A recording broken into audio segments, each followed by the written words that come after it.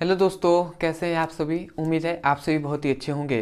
तो विद्युत धारा का चुंबकीय प्रभाव का ये दूसरा वीडियो है जिसमें आज हम लोग बहुत ही इंपॉर्टेंट टॉपिक के बारे में डिस्कस करने वाले हैं, जो है बायो सेवर्ट का नियम, जो कि लगभग हर बार बोर्ड एग्जाम में, चाहे वो आप किसी भी बोर्ड के आप स्टूडेंट हो, हर बार ये क्वेश्चन पूछा जाता है। ठीक है, तो चलिए दोस्तों देख लेते हैं बायो सेवर्ट का नियम। और मैं आपको अंत तक विश्वास दिलाता हूँ कि वीडियो के अंत तक आपको 90% यहीं से याद हो जाएगा। और आप अगर एग्जाम में आता है तो मैं 90% आपको विश्वास दिलाता हूं कि आप मतलब करके ही आएंगे। ठीक है, तो चलिए दोस्तों देख लेते हैं बायो सेवर्ट का नियम। ठीक है, बायो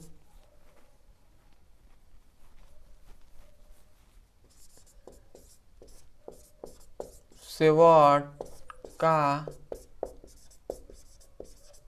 नियम। ठीक है, तो बायो सेवर्ट का नियम है क्या। ठीक है, तो देखते हैं। इससे पहले जब हमने पढ़ा था तो हमने क्या बताया था, थोड़ी सी बेसिक बात बता दूं कि हमने इससे पहले जब पढ़ा था कि ऑस्टेट ने क्या किया था, ऑस्टेट ने एक चालक तार लिया था और चालक तार में क्या किया था, धारा प्रवाहित किया था। तो ऑस्टेट ने बताया कि जब चालक तार में धारा प्रवाहित करते हैं तो चालक तारों के चारों ओर क्या आ जाता है, चालक तारों के चारों ओर चुंबकीय क्षेत्र उत्पन्न हो जाता है। मतलब चालक तारों के चारों ओर क्या हो जाता है, चुंबकीय क्षेत्र उत्पन्न हो जाता है।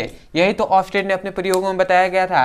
तो इसी प्रकार बायो सेवर्ट का नियम भी यही है कि जब किसी चालक तार में हम धारा प्रवाहित करते हैं तो उसमें उसके चारों ओर क्या होता है, चुंबकीय क्षेत्र उत्पन्न होता है।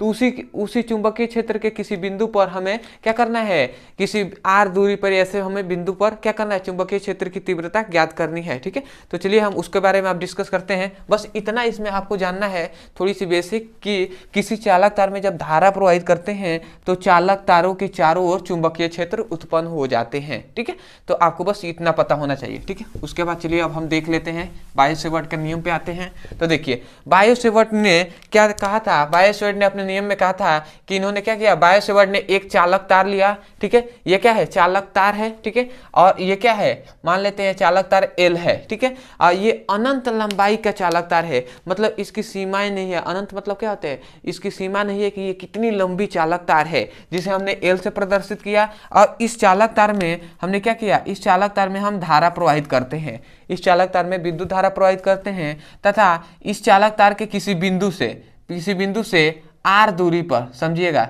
इस चालक तार के किसी बिंदु से आर दूरी पर हम एक बिंदु पी लेते हैं। आर दूरी पर इस चालक तार के किसी बिंदु से आर दूरी पर एक बिंदु पी लेते हैं। और इसी बिंदु पी पर, याद रखेंगे, इसी बिंदु पी पर हमें विद्युत क्षेत्र की चुंबकीय क्षेत्र की तीव्रता ज्ञात करनी है। चुंबकीय क्षेत्र की तीव्रता को बी से प्रदर्शित करते हैं। ठीक है, तो इसी बिंदु बी पर क्या करना है, चुंबकीय क्षेत्र की तीव्रता ज्ञात करना है। और आप तो ये जानते होंगे, जब धारा प्रवाहित किया गया तो ऐसे क्या हुआ, इसके चारों ओर चुंबकीय क्षेत्र उत्पन्न हुआ। तो बिंदु पी पर, जो कि आर दूरी पर बिंदु पी है, इस पर चुंबकीय क्षेत्र की तीव्रता ज्ञात करनी है। बस इतना ध्यान रखेंगे। ठीक है, उसके बाद ये जो अनंत लंबाई का चालक तार है, इसमें हमने एक छोटा सा भाग ले लिया, छोटा सा, इतना हमने क्या किया, छोटा सा भाग ले लिया, जिसे हमने डीएल लिखा। ठीक है, जिसे हमने डीएल लिखा। डीएल का मतलब अल्पांश लंबाई लिया। अल्पांश लंबाई का मतलब बहुत ही छोटा लंबाई लिया। मतलब ये अनंत लंबाई का चालक तार है, इसमें हमने एक छोटा सा भाग ले लिया, इतना, जिसे हम डीएल से प्रदर्शित करते हैं, जिसे हम अल्पांश लंबाई कहते हैं, या आप बहुत कह सकते हैं बहुत ही छोटा चालक तार का लंबाई। ठीक है, और याद रखेंगे अल्पांश लंबाई और बिंदु पी के बीच बना कोण, मतलब ये जो कोण बनता है इसे हम थीटा कहते हैं, थीटा कहते हैं। ठीक है, बस इतना आपको बात समझ में रखना है, और इसे ही आपको क्या करना है, बायो सेवर्ट के नियम में एक्सप्लेन करना है। तो क्या कहेंगे, सबसे पहले कहेंगे कि बायो सेवर्ट के नियमों के अनुसार, सुनिएगा और समझिएगा, क्योंकि जितना आप अच्छे से लिखेंगे उतना ही अच्छा मार्क्स आपको मिलेगा, ये आप भी जानते हैं। ठीक है, तो आपको लिखना है कि बायो सेवर्ट के नियमों के अनुसार अनंत लंबाई का एक चालक तार में मतलब धारा प्रवाहित करते हैं तो चालक के चारों ओर चुंबकीय क्षेत्र उत्पन्न हो जाता है। ठीक है, उसके बाद लिखेंगे कि चालक तार के किसी बिंदु से आर दूरी पर स्थित एक बिंदु पी लेते हैं, जहां पर विद्युत क्षेत्र के चुंबकीय क्षेत्र की तीव्रता ज्ञात करनी है, तथा इस चालक तार में एक अल्पांश लंबाई डीएल लेते हैं, तथा अल्पांश लंबाई डीएल तथा बिंदु पी के बीच बने कोण को थीटा से प्रदर्शित करते हैं। ऐसे आप अपने शब्दों में एक्सप्लेन कर सकते हैं। जैसे हमने कहा वैसे ही नहीं, आपको बस समझना है, इस फिगर को समझना है और उसके बाद अपने शब्दों में इसको एक्सप्लेन आप कर दीजिएगा, ठीक है। तो फिर भी मैं आपको एक बार और बता दे रहा हूँ, शायद आपको एक्सप्लेन करने ना आए तो आप यहाँ से देख लीजिए। सबसे पहले हमने एक चालक तार लिया जो कि अनंत लंबाई का चालक तार है, ठीक है। तो आप क्या कहेंगे कि अनंत लंबाई के चालक तार में आप यहां से लिखेंगे कि बायो सेवर्ट के नियमों के अनुसार अनंत लंबाई के चालक तार में धारा प्रवाहित करते हैं, तब चालक के चारों ओर चुंबकीय क्षेत्र उत्पन्न हो जाता है, ठीक है।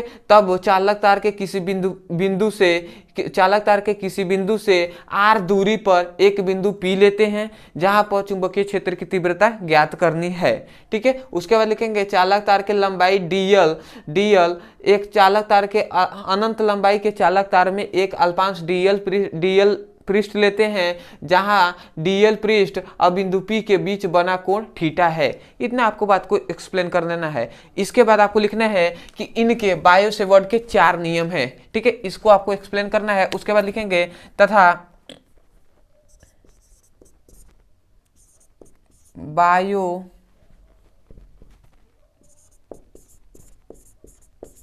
सेवर्ट के 4 नियम हैं, ठीक है।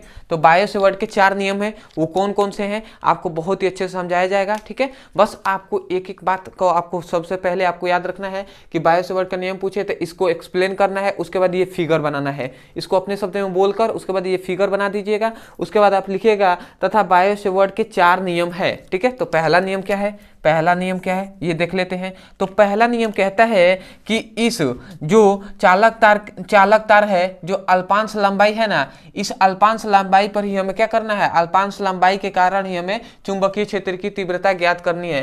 क्योंकि ये अनंत लंबाई का है तो इस पे हम ज्ञात नहीं करेंगे, हम क्या करेंगे, अल्पांश जो लंबाई लिए है ना, इसके कारण हम चुंबकीय क्षेत्र की तीव्रता बिंदु P पर ज्ञात करेंगे, ठीक है। तो हम कहेंगे कि अल्पांश लंबाई, ठीक है, देखिएगा, अल्पांश लंबाई के कारण चुंबकीय क्षेत्र की तीव्रता किसके समानुपाती होती है, इसमें जो धारा प्रवाहित होता है उसके समानुपाती होती है, ठीक है। ये पहला हो गया। तो इससे शब्दों में क्या कहेंगे कि देखिए ये क्या है, ये चुंबकीय क्षेत्र की तीव्रता है, किसके कारण है, तो अल्पांश लंबाई के कारण ही चुंबकीय क्षेत्र की तीव्रता है।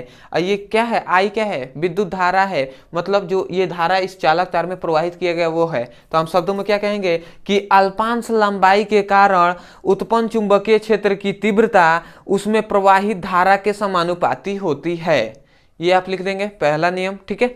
समझ में आया, एक बार और मैं बोल दे रहा हूँ, ठीक है, क्योंकि मैं इसको लिख नहीं सकता, ठीक है, क्योंकि ये बहुत ही बड़ा है, मैं आपको बस बता सकता हूँ और समझा सकता हूँ, ठीक है। तो यही आप लिखिए शब्दों में क्या कि ये अल्पांश लंबाई के कारण चुंबकीय क्षेत्र है ना, तो आप लिखेंगे कि अल्पांश लंबाई के कारण उत्पन्न चुंबकीय क्षेत्र की तीव्रता उसमें प्रवाहित धारा के समानुपाती होता है। ये समानुपाती का चिन्ह है ना, तो ये हो गया, ठीक है। उसके बाद द्वितीय नियम उन्होंने बताया, ठीक है, द्वितीय नियम क्या बताया कि अल्पांश लंबाई के कारण, मतलब dB जो है, dB ये भी समानुपाती होता है इसमें इसके dl लंबाई के, ठीक है। मतलब जो अल्पांश लंबाई के कारण, इसे कैसे कहेंगे कि अल्पांश लंबाई के कारण उत्पन्न चुंबकीय क्षेत्र की तीव्रता अल्पांश लंबाई के समानुपाती होती है, या अल्पांश पृष्ठ के समानुपाती होती है, या अल्पांश चालक तार के क्या होती है, समानुपाती होती हैं, ठीक है। आप ऐसे कह देंगे। तो दूसरा नियम क्या कहेंगे, क्रमशः बोला जाए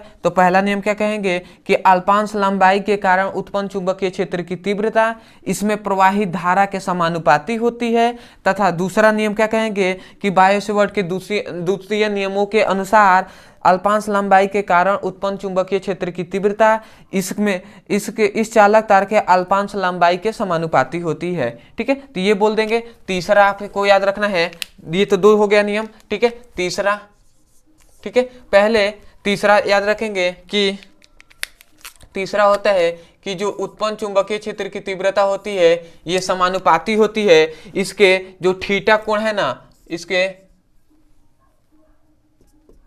साइन थीटा के समानुपाती होती है। ठीक है, ये तीसरा। ठीक है, तो इसे लिखने से पहले आप इसे शब्दों में लिखेंगे, उसके बाद इसको लिखना है। ठीक है, तो आप क्या कहेंगे कि अल्पांश लंबाई के कारण उत्पन्न चुंबकीय क्षेत्र की तीव्रता, चुंबकीय क्षेत्र की तीव्रता, ठीक है समझिएगा, अल्पांश लंबाई के कारण उत्पन्न चुंबकीय क्षेत्र की तीव्रता अल्पांश लंबाई तथा बिंदु P के बीच बने कोण की जया को, इस साइन को हम कहेंगे जया, शब्दों में क्या कहेंगे, जया। तो कहेंगे क्या, अल्पांश लंबाई के कारण उत्पन्न चुंबकीय क्षेत्र की तीव्रता अल्पांश। ठीक है, तो समझिए एक एक बात, मुझे लग रहा है कि आपको शायद समझ में नहीं आ रहा होगा। ठीक है, तो ऐसे देखिए आपको समझना ही पड़ेगा। ठीक है, क्योंकि आपको लिखवाया तो नहीं जा सकता ना, क्योंकि बहुत ही बड़ा है। ठीक है, फिर भी आप कहेंगे तो आपको लिए लिखवा दिया जाएगा। ठीक है, परंतु मैं आपसे रिक्वेस्ट कर रहा हूँ कि आप क्लास 12th के स्टूडेंट है, आपको समझ में आना चाहिए, और बार बार आपको बोला जा रहा है तो आप समझिए। ठीक है, क्योंकि हर मतलब उसको सभी का नोट्स प्रोवाइड आपको नहीं ना कराया जा सकता है। ठीक है, यहाँ पे पूरा को तो लिखा नहीं जा सकता है, इसलिए बस बोल दिया जा रहा है। ठीक है, आप भी जानते हैं कि जितना ज़्यादा आपको लिखेंगे उतना ही ज़्यादा आपको मार्क्स मिलेगा। ठीक है, तो आपको क्या करना है कि मतलब ये कहा जा रहा है कि अल्पांश लंबाई के कारण हमें चुंबकीय क्षेत्र की तीव्रता ज्ञात करनी है, ये तो हमें बात पता है। तो हम क्या कहेंगे कि अल्पांश लंबाई के कारण उत्पन्न चुंबकीय क्षेत्र की तीव्रता, ठीक है, यही तो है चुंबकीय क्षेत्र की तीव्रता। तो अल्पांश लंबाई के कारण उत्पन्न चुंबकीय क्षेत्र की तीव्रता अल्पांश लंबाई तथा बिंदु P के बीच थीटा को बीच बने कोण की जया को, ठीक है, कोण की, ये कोण ही तो बन रहा है, तो अल्पांश लंबाई तथा बिंदु P के बीच कोण की जया के समानुपाती होता है। ठीक है, तो ये भी लिख देंगे। क्या लिखेंगे कि मैं लिख दे रहा हूं थोड़ा सा कि उत्पन्न, ये मैं एक एक करके फिर से लिख दूंगा। ठीक है, पहला तो ये हो गया, पहला, दूसरा, तीसरा ये हो गया, और चौथा भी। ठीक है, चौथा भी लिख लेंगे आप कि जो अल्पांश लंबाई के कारण उत्पन्न चुंबकीय क्षेत्र की तीव्रता, अल्पांश लंबाई के कारण उत्पन्न चुंबकीय क्षेत्र की तीव्रता क्या, डी अल्पांश लंबाई तथा बिंदु P के बीच के दूरी के वर्ग के क्या होती है, समानुपाती होती है, व्युत्क्रमानुपाती होती है। ठीक है, मतलब अल्पांश लंबाई के कारण उत्पन्न चुंबकीय क्षेत्र की तीव्रता अल्पांश लंबाई तथा बिंदु P के बीच की दूरी के वर्ग के व्युत्क्रमानुपाती होती है।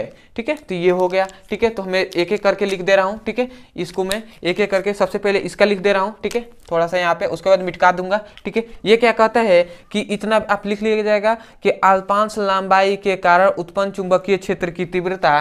ठीक है, तो मैं यहां से लिख रहा हूं कि उत्पन्न चुंबकीय क्षेत्र की तीव्रता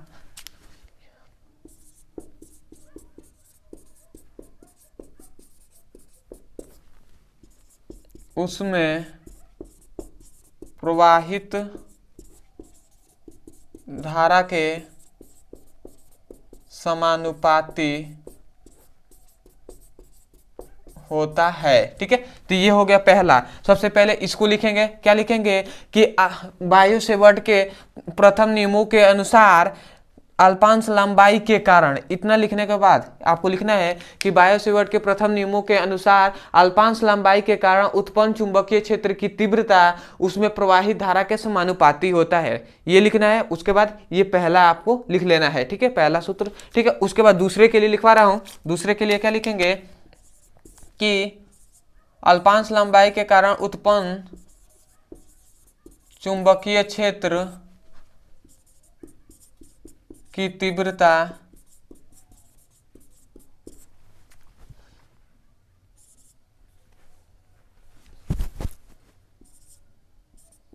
अल्पांश लंबाई के समानुपाती होता है।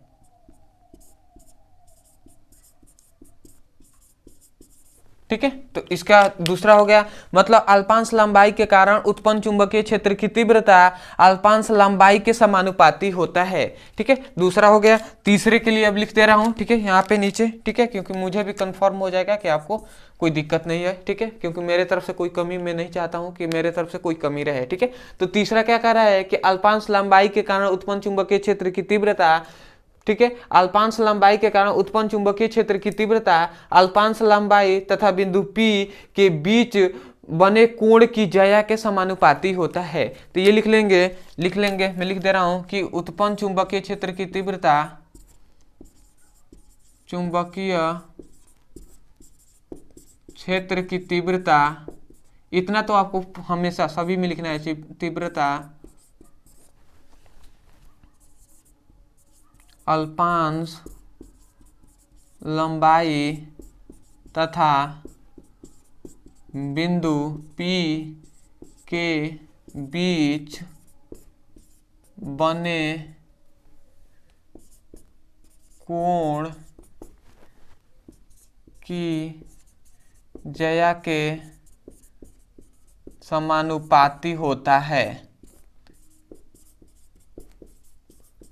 ठीक है, तो ये हो गया। मतलब यही कहा जा रहा है कि अल्पांश लंबाई के कारण उत्पन्न चुंबकीय क्षेत्र की तीव्रता अल्पांश लंबाई, ये अल्पांश लंबाई है, तथा बिंदु P के बीच बने कोण की ज्या के समानुपाती होता है। ज्या माने साइन, ठीक है, तो साइन के समानुपाती होता है। इसके ये तीसरा लिख लेंगे, उसके बाद इसको आप लिख लेंगे इसके नीचे। ठीक है, उसके बाद चौथा नियम क्या है, बायो सेवर्ट का नियम, जो कि हमने लिख दिया ऊपर यही। तो ये क्या कहेंगे, अपने शब्दों में क्या कहेंगे कि अल्पांश लंबाई के कारण उत्पन्न चुंबकीय क्षेत्र की तीव्रता अल्पांश लंबाई तथा बिंदु P के बीच के दूरी के वर्ग के व्युत्क्रमानुपाती होता है। ये आप लिख लेंगे। तो आप यहां से लिखिएगा कि उत्पन्न, ठीक है, यहां से मैं रेट में लिखते रहा हूं कि उत्पन्न चुंबकीय क्षेत्र की तीव्रता अल्पांश लंबाई तथा बिंदु P के बीच के दूरी के वर्ग के